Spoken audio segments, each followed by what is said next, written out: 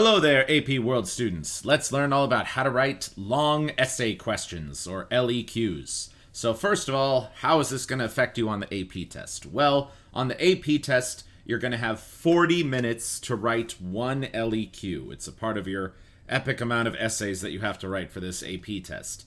And the cool thing about the LEQ is it has the most choice out of all the parts of the essay writing stuff on the test. You'll have 3 choices of different LEQ questions. You choose your favorite one that you're the most confident in, and then you just do it.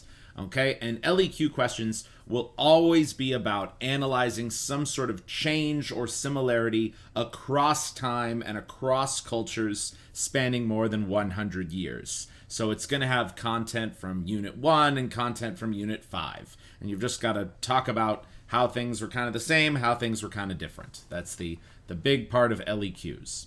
Okay, so to get a perfect score on the LEQ, all of the following needs to happen. Your response must have a thesis directly answering the question and creating an argument. Same exact style of thesis you do on DBQs, got to do it in an LEQ.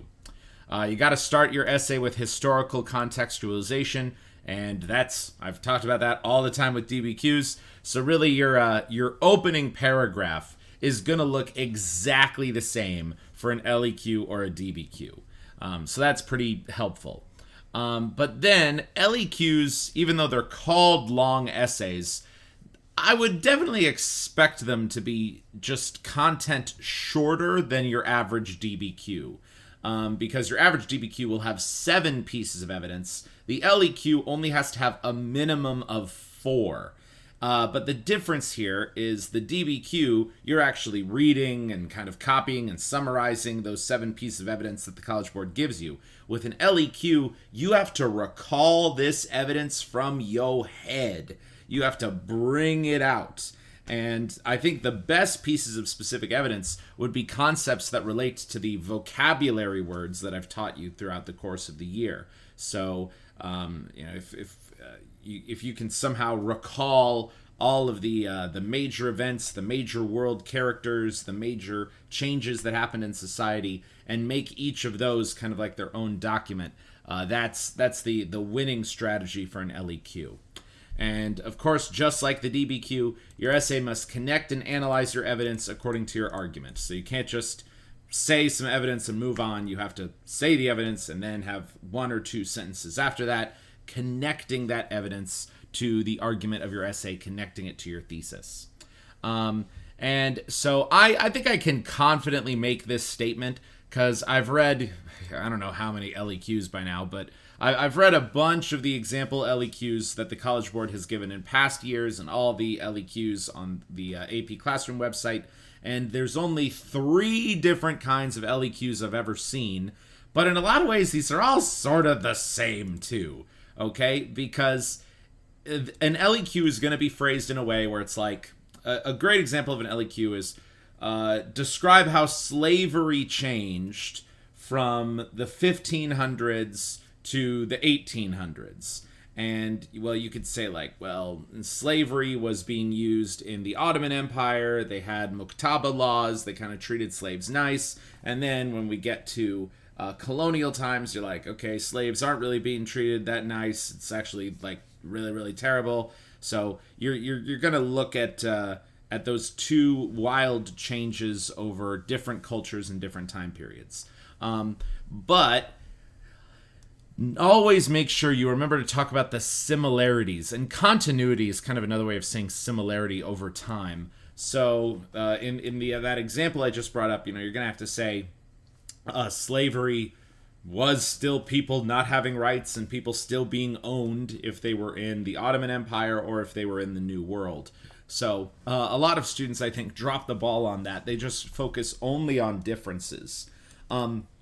And I think a real advantage is I would always recommend, and here, maybe I'll just type this in here right now.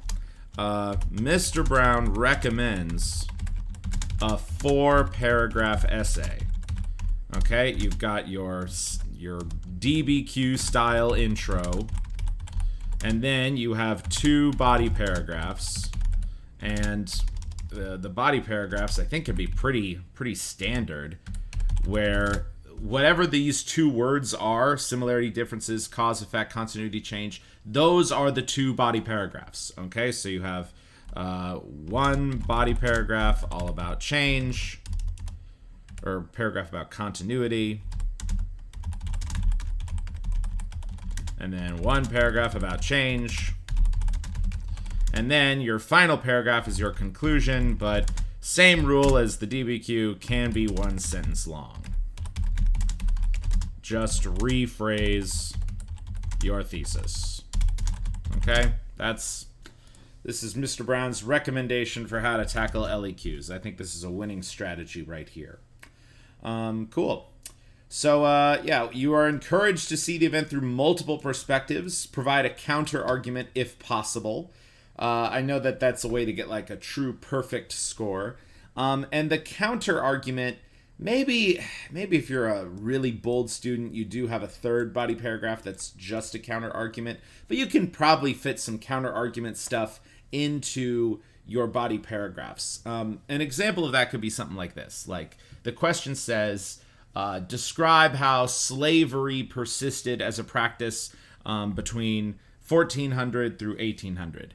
And the way you would have the counter argument is you would say, well, Olida Equiano wrote his book, The Narrative of a Slave, in the late 1700s. So already slavery was kind of a dying thing when we get into the 1800s. So that would be kind of a counter argument to say that like this is no longer a relevant topic in world history. Let me see what another a really cool LEQ topic could be. It would be something like describe the importance of religion in the year 1200 versus the year 1900. And I would hope that you have an argument saying, look, most people in the world are still very religious in the year 1900. And then you'd have the other part of your argument being like, religion no longer controlled thought as much. Europeans, they had the Enlightenment. Imperialism was kind of defining the world sphere in the year 1900. So religion just wasn't as big of a player, but it is still around. And then the counter argument to all that could be that I think a lot of world religions were growing even in the year 1900. I mean, there was all kinds of missionary work being done in imperialist countries. And I mean, China had their whole Chinese Jesus, Hong Zui Chan thing. So yeah, like there's a lot of ways you can tackle LEQs because they're always going to be across these giant swaths of history. So some of you might be thinking, oh, Mr. Brown, I'm not going to be able to pull 4 specific pieces of evidence out of my head.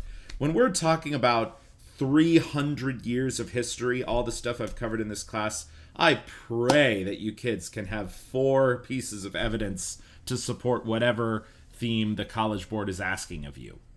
Okay, cool. And then I'll write an example one in class, but I think this is the extent of my tips for LEQ writing. So best of luck to you kids. Peace out.